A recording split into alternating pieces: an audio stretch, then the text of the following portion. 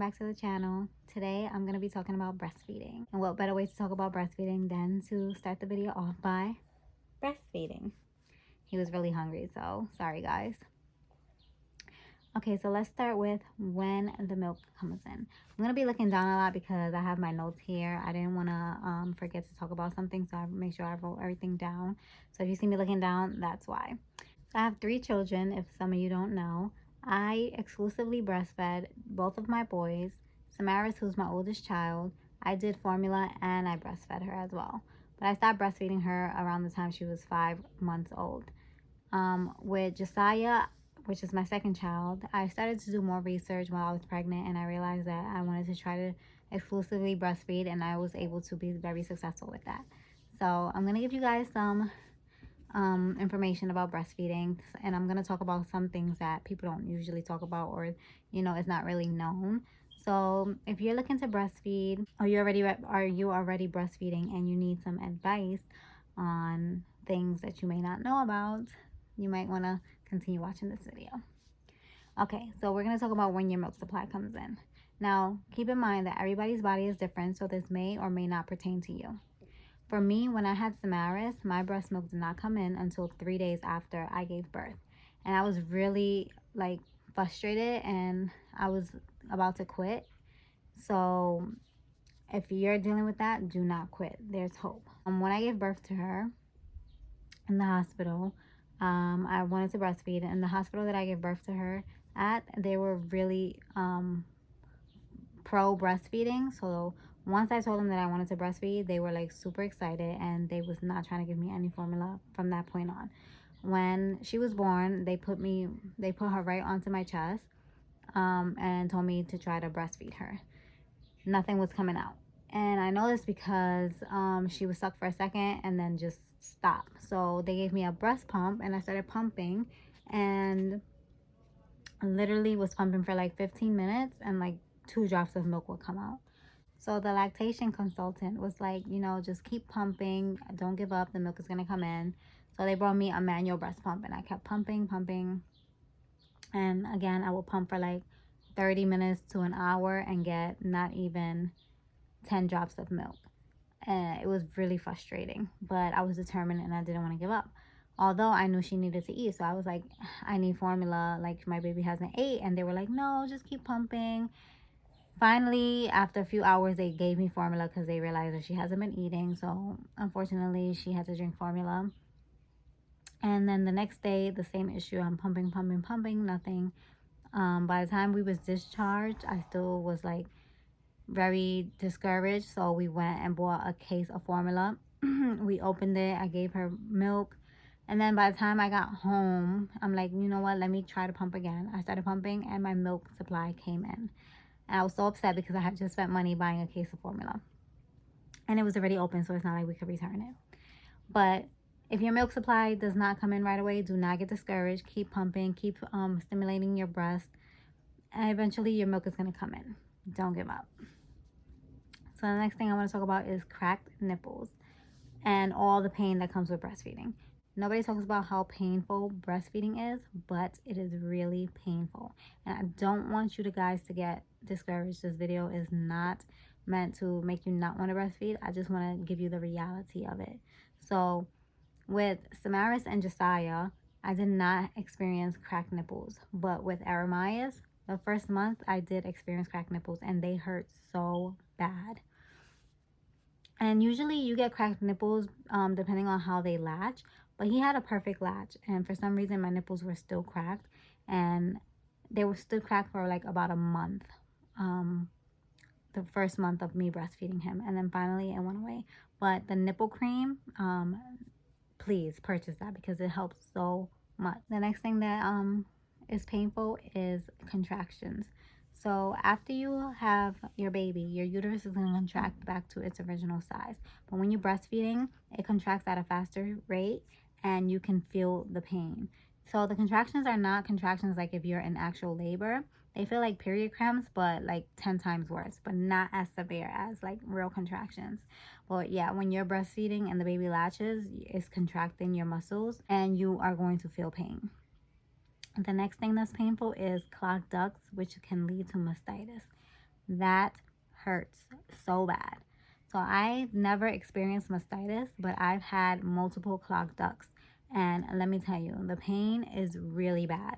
With Samaris, I've never had any clogged ducts, but with Josiah and Aramias, I did. And with Aramias, I had it really bad to the point that I was like shaking in pain. And the way that I was able to get it out was taking a hot shower, letting the water run on my breast, and like massaging it out. And that helped. It took the pain away for about 10-20 minutes, but then the pain started coming back because I didn't fully get the clog out. So Corey, he took a rag and dipped it in boiling hot water, and then he put the rag on my breast, and then I just let it sit there, and eventually it made the tissue in my breast soft, and the clogged duct was able to release itself, and it felt so great after. Like, you want to get that clogged duct out, because if you don't, it's going to lead to mastitis, which is an infection of the breast, and you're going to need to be put on antibiotics. I've never had that, but I heard the pain was 10 times worse than a clogged duct, and a clogged duct hurts really bad. So you want to avoid getting mastitis. And the next thing is cluster feeding. When you are breastfeeding, your baby will cluster feed. So people get this confused with like, my baby's overeating or my baby's hungry, maybe I'm not producing enough milk. No, it's not that. Babies are going to cluster feed, especially when they're really fairly newborns. Cluster feeding is when they want to eat and be on the breast every 20-30 minutes, back to back to back. So do not get discouraged. Do not think you're not producing enough milk. Your baby is fine. They're just cluster feeding. And you could do more research on cluster feeding. The next thing is pumping. If you watched one of my previous videos, you heard me mention that pumping was the thing I hated the most about breastfeeding. And it's because it's so time consuming. I did mention cracked nipples, and sometimes when you pump, it can lead to cracked nipples. So I forgot to say, if you are, hi Bubba, I'm sorry, did I wake you? If you do have cracked nipples, you want to avoid pumping, because the pump is going to make the cracks in your nipples worse. So I would say just try to put the baby on the breast. And if you are not able to put the baby on the breast because your baby's not latching properly, and the only way you're able to breastfeed the baby is by pumping, then use a lot of nipple cream. Nipple cream is going to be your best friend. But yeah, back to pumping. The pump that I have is the Medela that I got through my insurance company, and I really love the Medela. I have no issues with it.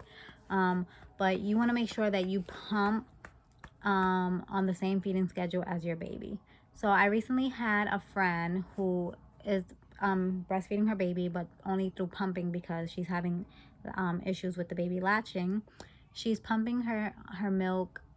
Say she'll pump like 10 ounces and her baby's only eating 2 to 3 ounces at a time. She won't pump again until that full 10 ounces is done.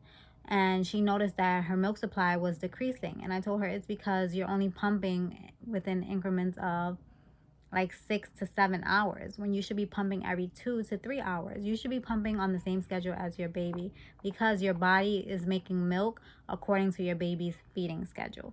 So if you're only pumping every 10 hours, your body is going to think that your baby does not need as much milk as it's producing, and it's going to start decreasing the amount of milk that your body's making, if that makes sense. So you want to make sure you pump every 2 to 3 hours, or on your baby's feeding schedule. Even if you've pumped and you have enough milk in your fridge, you want to keep pumping to maintain your milk supply, because remember, as your baby gets older, your baby's going to drink more milk, and your body needs to be able to sustain the amount of milk that your baby's drinking. The next thing I want to talk about is the fat in the milk. So if you're washing your baby's bottles and you're noticing that it feels really greasy, that's because of the fat in the milk.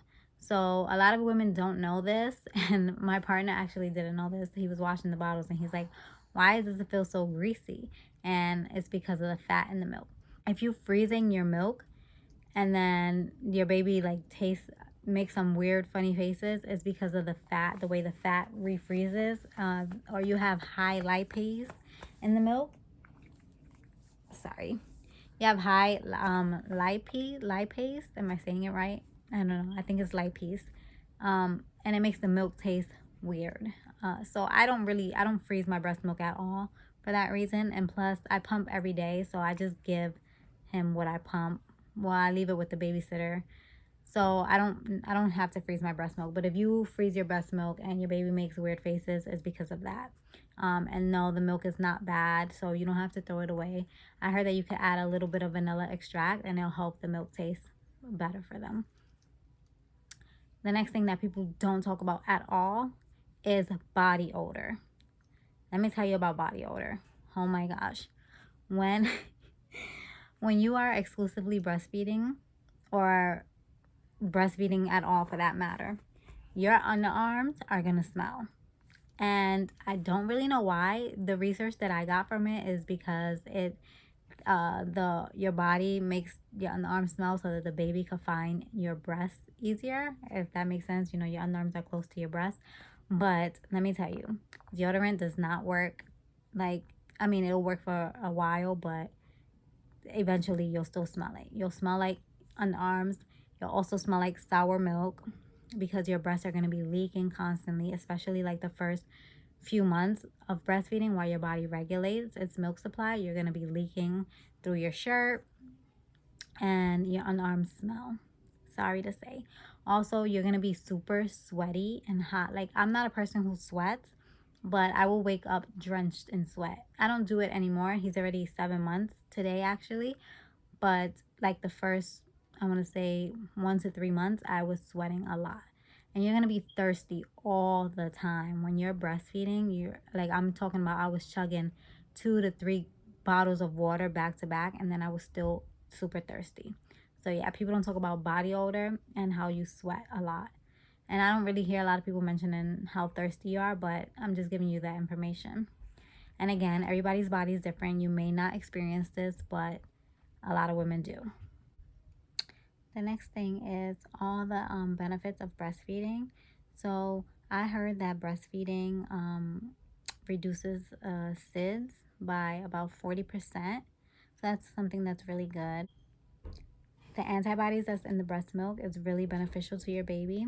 I had COVID, and everybody in my house had COVID, and the only one who did not catch COVID was Eremias. I believe it was because of the antibodies that I had passed to him through the breast milk. We all had a stomach virus at one point, and he did not get it at all either. Breast milk is also really good for the skin. You can do breast milk baths. Eremias has really bad eczema. I also mentioned that before. Breast milk baths work really good. Sorry, my kids.